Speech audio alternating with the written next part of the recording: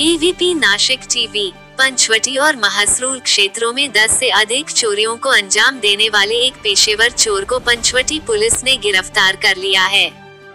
Police ने आरोपी के pass से 13 लाख रुपए से अधिक का चोरी का सामान, जिसमें 11 तोले सोना और 1 किलो से ज्यादा चांदी शामिल है, बरामद किया है।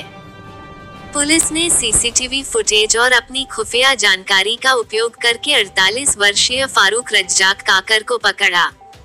ये कार्रवाई पुलिस आयुक्त श्री संदीप कर्णिक के मार्गदर्शन में की गई। इस मामले में आगे की जांच जारी है। परिमंडळ 1 अंतर्गत वाढत्या घरफोड्यांच्या अनुषंगाने डीबीच्या टीम यांना सूचना देण्यात आल्या होत्या। रेकॉर्डवरचे आरोपी चेक करणं किंवा इतर अनुषंगाने घरफोडीचे गुन्हे उघड करण्यासाठी टीम तयार करण्यात आल्या होत्या। तर त्या टीमला पंचवटी पोलीस स्टेशनमध्ये एपीआय सतीश शिरसाट यांच्या नेतृत्वाखाली यश मिळालेलं आहे। पंचवटी पोलीस स्टेशनमध्ये एकूण 10 घरफोड्या करणारा आरोपी या ठिकाणी जेरबंद करण्यात आलेला आहे आणि त्याच्याकडून एकूण 11 तोळे सोने व 1 किलो 52 ग्रॅम चांदी असा एकूण 13,06,000 रुपयाचा मुद्देमाल जप्त करण्यात आलेला आहे।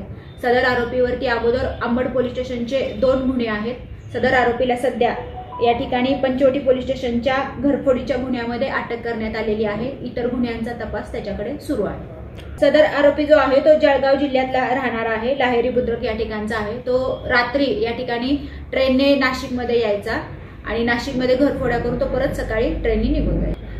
या ठिकाणी जे सीपी साहेबांच्या अध्यक्षतेखाली सीएसआर फंडामधून जे वेगवेगळ्या कंपन्यांचे स्पॉन्सर घेऊन जे कॅमेरे लावण्यात आलेले आहेत, तर या कॅमेऱ्यांचा खूप उपयोग झालेला आहे आणि या कॅमेऱ्यामधून सदर आरोपीचे सीसीटीव्ही फुटेज आम्हाला एका घटनास्थळाचे मिळालेले होते आणि त्याचा माग काढत आम्हाला ह्या आरोपीपर्यंत पोहोचता आलं। तर खरोखरच या सीसीटीव्हीमुळे चांगल्या पद्धतीचं डिटेक्शन झालेलं आहे। या आरोपीचं 48 वय आहे आणि उद्योगधंद्याच्या अनुषंगाने त्यांना कुठली माहिती दिलेली नाहीये तपासामध्ये।